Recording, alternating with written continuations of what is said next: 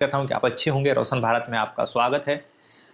एक तरफ जहां राहुल गांधी और तेजस्वी यादव का वोट बचाओ अधिकार यात्रा चल रहा है और इसमें जिस तरह से बिहार के लोग जो चाहते हैं कि बिहार में वाकई बदलाव हो और बिहार भी एक समृद्ध राज्य में शुमार हो, इसका नाम बिहार में भी रोजगार हो, बिहार में भी पलायन रुके और हमें बिहार में ही जहां रोजगार मिले, तो वो राहुल गांधी की यात्रा में जा रहे हैं और राहुल गांधी के वोट बचाओ अधिकार यात्रा को समर्थन कर रहे हैं।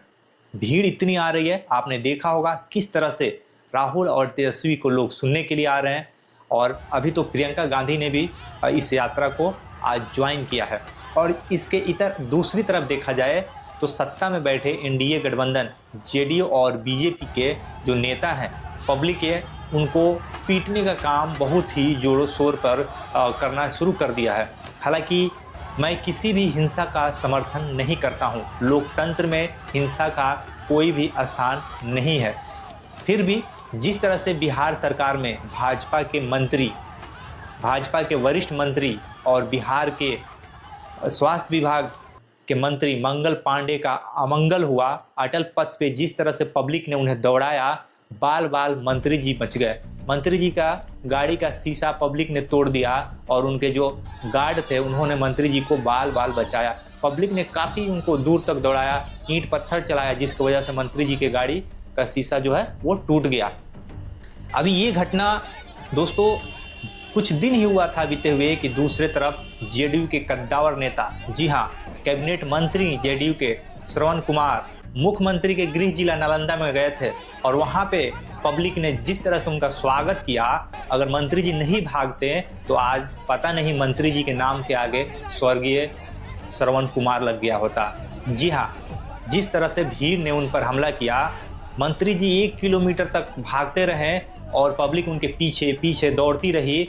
आप तस्वीरों में देख सकते हैं कि मंत्री जी कैसे बाल बाल बच गए, मगर उनका जो अंगरक्षक था, उनका जो बॉडीगार्ड था, वो बेचारा घायल हो गया।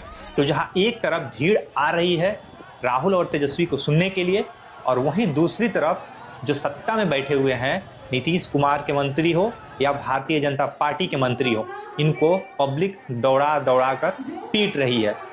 अब आप समझ गए होंगे कि बिहार में बदलाव किस तरफ जा रहा है, बिहार में बयार किस तरफ बह रहा है और बिहार बदलाव के कगार पर है।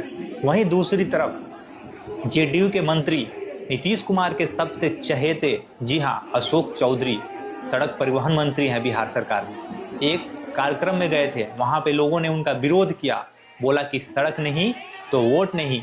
तो मंत्री जी ने मंच से कह दिया, आप अपना वोट अपने पास रखिए, हमको आपका वोट नहीं चाहिए। मतलब आप हमको वोट दीजिए या नहीं दीजिए, हमको कोई फर्क पड़ने वाला नहीं है। मंत्री जी का यह अहंकार आने वाला चुनाव में क्या जेडीयू को ले डूबेगा? क्या यह अहंकार सत्ता को ले डूबेगा? अगर सत्ता में नहीं आते हैं अशोक चौधरी, तो फिर आपकी हैसियत क्या बन जाएगी? क्या ये बात मंत्री जी को बोलना चाहिए?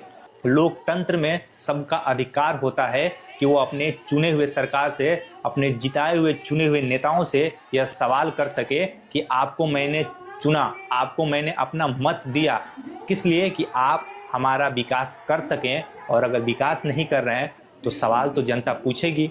ये पब्लिक है, पब्लिक तो सब जानती है। मगर अशोक चौधरी को इतना बुरा लग गया कि मंच से उन्होंने सीधे खुलेआम तौर पे धमकी दे डाला कि हमको आपका वोट नहीं चाहिए। और यहाँ तक कि डीएसपी वहाँ पे जो मौजूद थे, उनको आदेश दे दिया कि इन लोगों का नाम लिखिए और इन लोगों के ऊपर एफआईआर कीजिए, सरकारी काम में बाधा डालने का आरोप लगाइए और इनको एफआईआर कीजिए, इन लोगों को अंदर जेल में बंद कर दीजिए। क्या ये बिहार है? क्या ये बिहार है? क्या ये गौतम बुद्ध का बिहार है? क्या ये जननायक कर्पूरी ठाकुर का बिहार है? इसको एक दिशा देता था। अब इसी बिहार में सवाल पूछने पे दोस्तों आपको जेल जाना होगा। मंत्री जी के आपका वोट नहीं चाहिए। अब आप देख लीजिए कि आपको किसको वोट देना है, बिहार कौन बदलने वाला है। मिलते हैं फिर किसी अगले वीडियो में, तब तक के लिए आप अपना ध्यान रखें, वोट जरूर दें, मगर बिहार बदलाव के लिए। शुक्रिया, बहुत बहुत शुक्रिया।